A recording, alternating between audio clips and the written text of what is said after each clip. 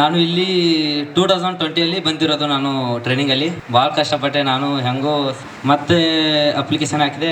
ಇದೇ ಸಂಸ್ಥೆಗೆ ಬಂದೆ ನಾನು ಫಿಸಿಕಲ್ ಮಾಡ್ಕೋಕ್ಕೆ.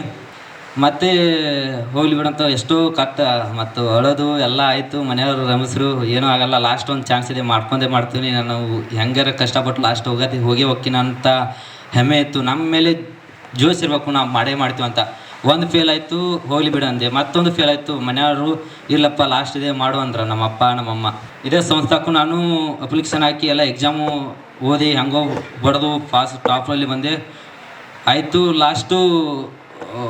ಲಾಸ್ಟ್ ಮೂಮೆಂಟು ನಂದು ಏಜು ಇನ್ನೇನು ಮಿಕ್ಕಿತ್ತು. ನನಗೂ ಏನು ಮಾಡಿ ಹಂಗೆ ಅಲ್ಲೇ ಹೋಗೋದು ಇಲ್ಲಿ ಹೋಗೋದು ಲಾಸ್ಟ್ ಮಿಕ್ಕಿಬಿಟ್ಟಿತ್ತು.